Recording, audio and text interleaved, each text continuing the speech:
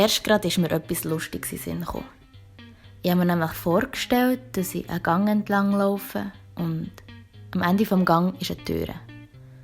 Und ich stehe dort vor dieser Tür und weiss nicht, was dahinter ist.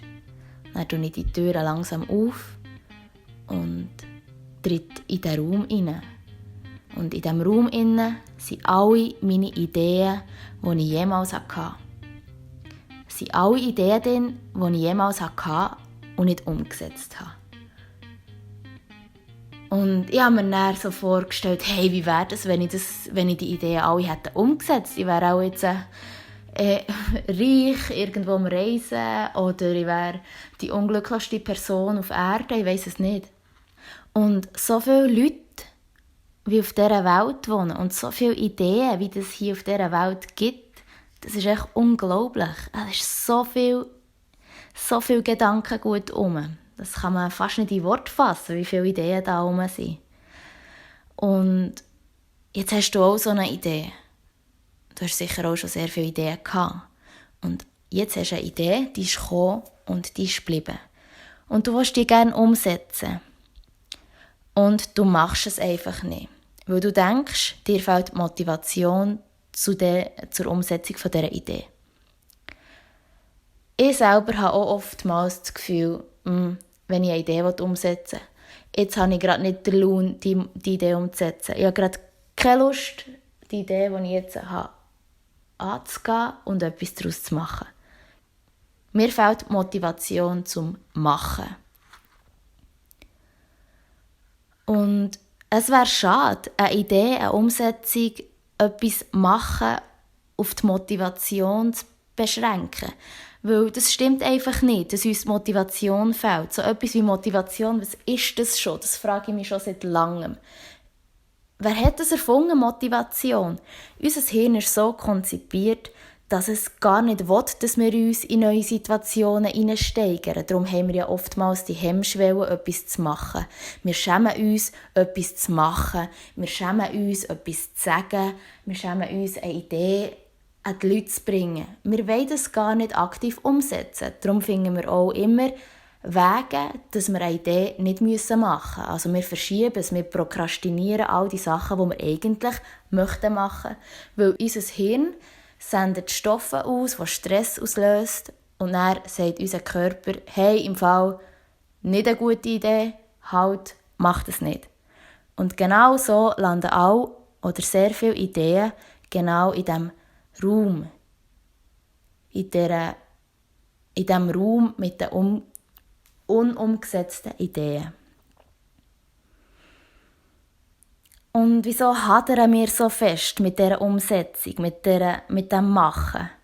Weil wir genau auf die Motivation warten. Aber Motivation hat vielleicht gar keine Lust, zu uns zu kommen, wenn es überhaupt so etwas gibt. Also ich habe in den wenigsten Tagen, wo ich aufstehe und denke, wow, krass, ich bin so motiviert, jetzt packe ich alle meine Ideen aus und mache das einfach. Nein, ich werde mich nie so fühlen, dass ich es machen will, weil machen ist einfach mühsam. Grundsätzlich ist der Mensch schon ein Macher. Er ist zufrieden, wenn er etwas schaffen und machen kann. Aber er muss sich halt aktiv aus seiner Komfortzone pushen. Und wir kennen es doch alle. Es ist doch sehr gäbig, einfach in dieser Komfortzone innen zu hückeln und es einfach gerade so zu nehmen, wie es dann kommt. Und wieso etwas ändern? Ich habe ja alles. Und dann gibt es vielleicht gleich wieder die Leute, die finden, oder grundsätzlich alle Leute, die einen haben es vielleicht ein bisschen mehr, die anderen ein bisschen weniger, aber wir haben doch alle den Trieb vom Machen, vom etwas Verwirklichen. Und es sind doch immer die Sachen, die dann auch Freude machen, wenn wir etwas Eigenes schaffen können. Es ist ein Luxusproblem, das wir hier haben. Wir sind in der Lage, hier in dieser schönen Schweiz uns selber verwirklichen. Das ist ein grosses Privileg, das ich sehr schätze. Und darum habe ich jetzt auch einfach gefunden, mach es einfach. Wieso hadern wir so fest mit den kleinen Entscheidungen? Wieso ist es so hart, die kleinen Sachen zu machen? Wie gesagt, unser Hirn will uns schützen, genau die ungewissen, unwohlen und neuen Sachen nicht umzusetzen, weil das einen Stress auslösen könnte. Wie kann man das Ganze umgehen? Ich bin mich seit Ewigkeiten mit dieser Frage am Auseinandersetzen. Weil ich ja schon immer einen Podcast machen wollte. Also seit sicher etwa 2 Jahren. Nein, nicht. Vielleicht ein Jahr oder so. Es ist mir einmal nicht mehr aus dem Kopf, der Gedanke. Die Idee von einem eigenen Podcast, die ist gekommen und geblieben und wollte umgesetzt werden. Und ich habe dann irgendwann geschnallt, Motivation werde ich nie haben, um das umzusetzen.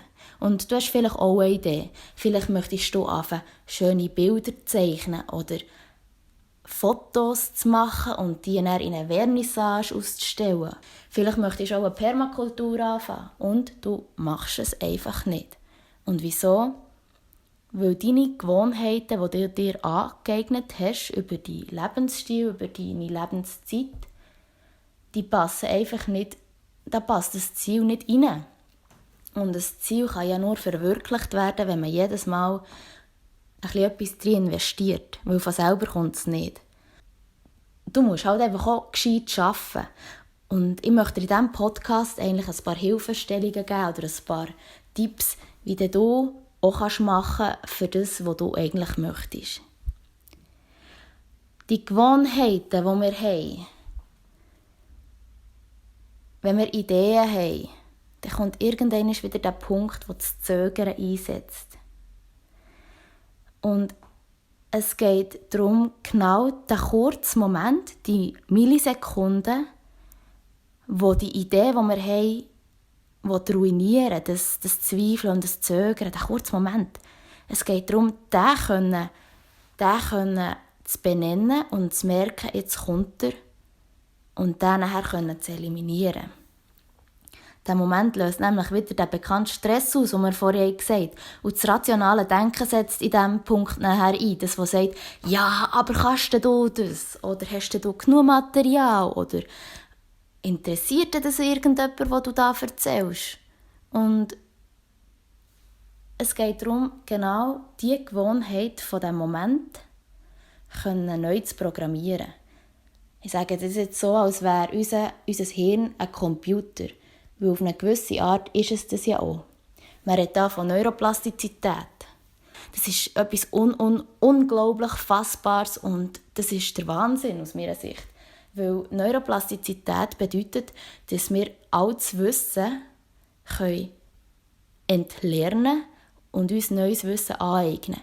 Indem dass wir daran arbeiten, und zwar Sachen, die wir immer wieder wiederholen oder lernen oder aufnehmen oder machen oder trainieren, das tut sich dann zu Gewohnheiten so in unser Hirn programmieren. Und das bedeutet eigentlich awesome range of freedom. Das bedeutet keine Limitationen. Wir können uns sozusagen, wenn wir dazu bereit sind, alles aneignen, was wir möchten. Klar ist dann von allem Möglichen, von den Genen und von den Umständen, von den internen und den externen Einflüssen, das tut natürlich auch alles noch dazu beitragen. Aber was ich damit sagen will, ist, dass man Gewohnheiten, die man sich irgendwie angeeignet hat, auch wieder entwöhnen kann. Und somit stehen uns sehr viele Möglichkeiten offen. Und es stehen uns sozusagen auch sehr viele Türen offen, dann einfach etwas zu machen. Gut, jetzt habe ich viel erzählt von Medizin und von Gewohnheiten und von Denkmustern. Und wie macht man das jetzt eigentlich überhaupt? Wie wird man die Denkmuster los? Ich habe das bei mir selber auch gemerkt. Die Gewohnheiten, die ich habe, die ich nicht mehr haben will, an denen muss ich einfach täglich arbeiten. Und wie schaffe ich etwas Neues? Das heisst, täglich entscheiden wir uns x-tausend Mal, etwas zu machen oder etwas nicht zu machen. Und ein Mensch ist grundsätzlich unter anderem auch die Summe von seinen Entscheidungen. Es fängt ja schon beim Zmorgenessen an. Oder eben, esse ich etwas zum Morgen oder esse ich nichts zum Morgen? Und das hat dann auch wieder einen Einfluss auf unseren Alltag. Oder nehme ich jetzt das Velo zum Bügeln oder fahre ich mit dem Auto oder laufe ich dann? Auch schon wieder entscheiden. Wir entscheiden uns manchmal in Millisekunden für etwas. Und wichtig ist einfach, dass wir uns dann sinnvoll entscheiden, wenn es darum geht, unsere Ziele zu erreichen. Wie kann man das seine Ziele erreichen? Indem, dass man es macht, natürlich. Aber die Frage vom Machen ist schwierig. Und in diesem Podcast möchte ich dir ein paar Hilfeleistungen geben, ein paar Hilfestellungen, wie du auch machen kannst, wie du Ideen kannst anfangen umsetzen oder Gewohnheiten kannst ändern. Nehmen wir jetzt an, du möchtest anfangen, schöne Bilder machen. Du möchtest analog Fotos machen. Du hast keine Ahnung von dem Ganzen. Ja, zuerst fragst du dich mal, wieso will ich denn das überhaupt machen? Dann kommt dir vielleicht in den Sinn, mir macht es Spass. Mir macht es Spass, präsente Momente für die Ewigkeit festzuhalten. Ich habe Spass daran. Es inspiriert mich. Vielleicht inspiriert es andere auch. Oder du möchtest dich gerne mehr Natur aufhalten. Also gehst du analoge Bilder machen von Naturmotiven. Und wie startest du? Erstens mal, warte nicht auf die Motivation. Und zweitens, das Internet. Wir haben noch nie so viele Möglichkeiten gehabt, wie zum jetzigen Zeitpunkt, was Wissen abrufen anbelangt. 100, wenn nicht 1000, Millionen Arten und Weisen von Leuten, die genau das, was du machen willst, haben gemacht und so nett sind und ihr Wissen zur Verfügung stellen. Ja, so einfach ist es. Du hast im Internet irgendein Tutorial geschaut und du weisst jetzt, wie man es machen könnte. Und klar, deine Idee war vielleicht eine andere, aber du kannst so wie die Sachen versuchen adaptieren auf deine eigenen Ideen. Also es soll dich ja inspirieren und dich nicht von deinem Weg abhalten. Was mir auch aufgefallen ist bei diesem Podcast, das ist ja mein Machen, das ich jetzt habe, ich habe immer verschoben. Weil ich die Zweifel hatte, ich kann das vielleicht nicht oder es lässt dann niemand zu. Und habe eigentlich den Ursprung des Ganzen vergessen, dass es mir ja Spass macht, einen Podcast zu machen. Respektive, ich habe es gar nicht gewusst, ob es mir Spass macht oder nicht, weil ich ja noch nicht angefangen habe. Darum, es ist ein Ausprobieren und es einfach mal machen. Und ich hatte das Gefühl, ich hatte zu wenig Material. Ich hatte nicht das gute Mikrofon, ich habe gar kein Mikrofon. Mir fehlt das Intro oder das Outro. Ein Logo habe ich auch keins. Einen Namen weiss ich schon erst recht nicht. Und all diese Sachen haben dazu geführt, dass ich es nicht gemacht habe. Und dann hat mir mal eine Kollegin gesagt, und jetzt machst du es. Fang mit nichts an. Die meisten haben mit nichts angefangen. Oder die meisten haben etwas Kleines, was sie brauchen können. Das bedeutet, wenn du Fotos machen willst, du brauchst nicht von Anfang an deine 3'500 Stutz Nikon, wo dann kannst riesen Bilder machen. Nein, hol dir auf Tutti irgendetwas, das gerade rum ist und dann fängst du einfach mal an. Das Gleiche mit der Idee von, es gibt ja schon, was ich machen will. Ja, und logisch, es gibt 1000 Bücher über ein Thema, aber es heisst ja nicht, dass du nicht ein Buch über das Thema kannst veröffentlichen. Weil du hast ja dann etwas gemacht, was du gerne möchtest machen. Darum lass dich nicht abbringen von Sachen, die es schon gibt, die du auch machen willst. Weil es gibt immer alles schon. Die Frage ist einfach, gibt es in deiner Form schon, in deiner Persönlichkeit? Und nein, gibt es nicht. Darum mach es einfach. Und was eben auch cool ist, niemand hat eine Ahnung. Und niemand ist auch im Recht, etwas zu bewerten. Darum auch hier wieder. Probier es einfach aus. Gut, jetzt bist du in der Lage vom Machen.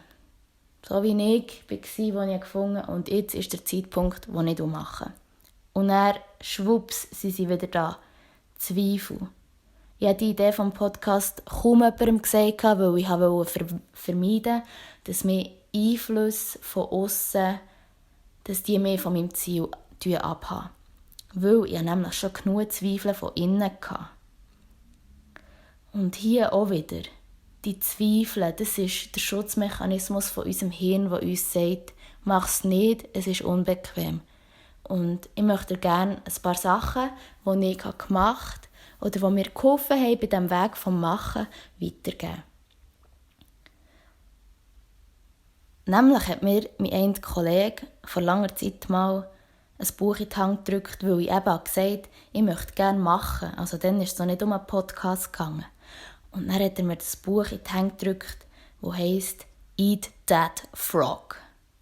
Und es ist so ein grüner Frosch auf diesem Buch und es ist so ein Sachbuch und es sieht genau so aus wie ein Buch, das ich eigentlich nie kaufen würde. Und dann habe ich das anschauen und drinnen rumblättern und habe es gelesen.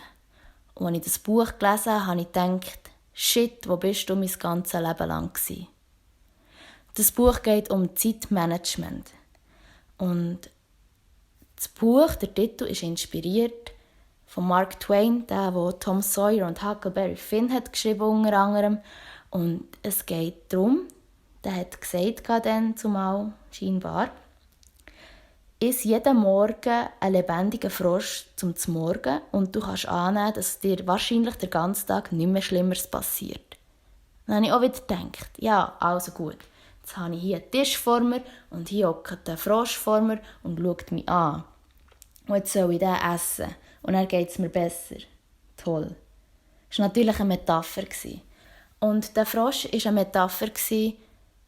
Der Frosch hat eigentlich eine Aufgabe, die grösste Aufgabe dargestellt, um zu meinem Ziel zu kommen. Es geht um das Priorisieren. Also wenn du ein Ziel hast, etwas zu erreichen, du hast ein Ziel vor Augen, das du machen möchtest, mach die Sachen zuerst, die relevant sind. Du dich nicht mit Kleinigkeiten beschäftigen, die am Schluss nachher gar nicht zu deinem Resultat beitragen. Wir kennen das sicher alle bestens. Dann hocken wir an einem Tisch und sollten lernen für eine Prüfung. Und anstatt dass wir lernen, fangen wir an zu putzen, weil ja das Haus dreckig ist. Das perfekte Beispiel für Prokrastination. Irgendetwas anderes machen, damit wir uns nicht mit der Hauptaufgabe auseinandersetzen müssen. Und was der Typ in diesem Buch wollte sagen, nimm dich zusammen, hock her, lies die Materie, die du für die Prüfung können. Mach dir vielleicht eine Zeitlimite, tu deine Lieblingsmusik hinten laufen, mach dir ein feines Tee dazu und dann fängst du an und dann lernst du es. Und dann lernst du es so gut, dass du das Gefühl hast, jetzt bin ich mir sicher. Oder lerne es in Gruppen oder red zu einer Wange und trag das Wissen, das du dir jetzt angeeignet hast, deiner Wange vor. Egal wie, dass du dir das Wissen aneignest, das Ziel ist, dass du das Wissen dir aneignen kannst, damit du mit einem guten Gefühl an die Prüfung gehen kannst. Voilà. Wenn du jeden Morgen der grösste Krott isst, der am bedeutendsten ist für dein Ziel, dann kannst du nachher die ganze Zeit das machen, wo weniger schlimm ist in diesem Sinn. So viel zum Zeitmanagement. Also, vielleicht kennt ihr auch das Pareto-Prinzip. Ich weiss gerade nicht, woher das kommt. Aber es bedeutet zum Beispiel, dass in einem Lebensmittelgeschäft 20% von der Produktion, also 20% von den Produkten, sei es was auch immer, Herdöpfel, weiss auch nicht, Gemüse, Früchte oder Milch, dass die 80% vom Umsatz ausmachen. Also du musst die richtigen Aufgaben nehmen, die wichtigen Aufgaben, die nachher sich auch auf dein Ziel auswirken. Und so machst du es das nächste Mal. Die Aufgabe, das wird wahrscheinlich nicht die leichteste sein. Im Gegenteil, das wird eine schwierige Aufgabe sein, die im ersten Moment nicht zu bewältigen scheint. Aber es ist die wichtigste. Und darum hör auf, die rauszustüdeln, sondern mach die einfach. Was habe ich noch für Tipps? Genau, das geht eigentlich auch wieder mit der Zeit einher. Weil man kann das Ziel nur erreichen, wenn man auch investiert. Und investieren, finde ich, bedeutet nicht Geld, sondern Zeit, die gut geplant ist, hat auch wieder mit der Priorisierung der Aufgaben zu tun. Aber ich meine mehr das Gewohnheitsding, das wir uns aneignen müssen oder das wir uns abeignen wollen, damit wir ein Ziel erreichen. Jeden Tag eine gewisse Zeitdauer einplanen, damit wir an unseren Zielen arbeiten können. Eine Kollegin von mir, die ein Buch geschrieben hat, hat gesagt, schau im Fall, ich habe mir vorgenommen, jeden Tag einen Satz an meinem Buch zu schreiben, wo sie das Buch schreiben wollte. Und meistens ist sie dann hergehockt und hat sogar mehr als einen Satz geschrieben.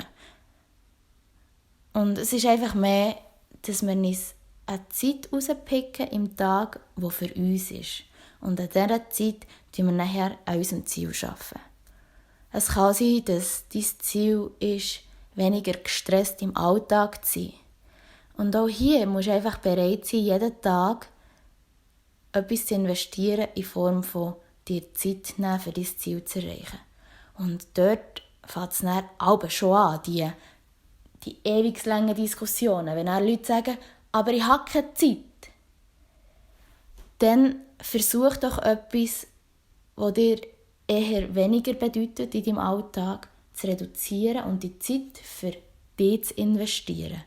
Stell dir mal vor, du hast jeden Tag eine kurze Zeitspanne, sei es 5 Minuten, sei es 15 Minuten, Zeit für dich, für deine Träume, für deine Ideen, die du machen kannst, wo du für dich entscheiden kannst, was du machst.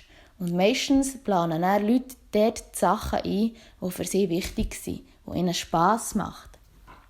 Und wenn du das jetzt über eine längere Zeit so machst, kann es also ganz gut sein, dass neue Gewohnheitsmuster entstehen. Ein anderes Beispiel, wenn du am Morgen aufwachst und so eine Grundunzufriedenheit hast und denkst, jetzt muss ich schon wieder arbeiten oder so. Ja klar, vielleicht schaffst du nicht das, was du gerne willst. Das ist natürlich auch ein Thema. Das ist ein Thema für sich. Aber wenn du nachher sagst, hey, heute stelle ich den Wecker 5 Minuten änder und nachher hückle ich mich her und schreibe mal 3 Sachen auf oder nehme einen Tee, gehe auf den Balkon, lasse mir einen Kaffee raus, hückle an den Tisch und dann überlege ich mir mal 3 Sachen, wieso ich heute aufgestanden bin. 3 Sachen, was ich heute dankbar dafür bin. Oder es kann sein, dass du 5 Minuten eher aufstehst und dann schnell ein paar Dehnübungen machst oder ein paar Atemübungen, dass du in Schwung kommst. Du hast dann schon die ersten Minuten vom Tag für dich genutzt. Und dann kann dann immer noch der Bullshit kommen von den Leuten den ganzen Tag lang. Aber die 5 Minuten am Morgen, die nimmt dir dann niemand mehr. Also, tu dir doch die Zeit rausstreichen, die du brauchst zum Machen. Das ist sehr etwas Hilfreiches. Das hat mir sehr gedient.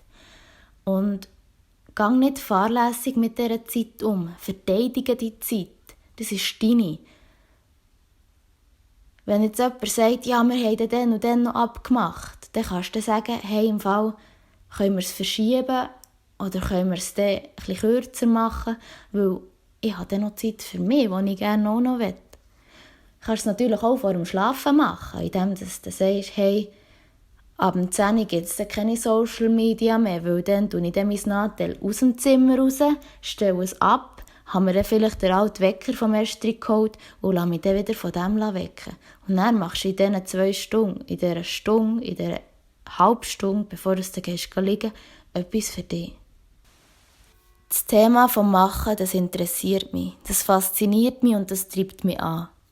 Und ich würde es bereuen, wenn ich weniger machen würde. Oder anders gesagt, ich würde es bereuen, wenn ich nicht das machen würde, was mir auch gefällt.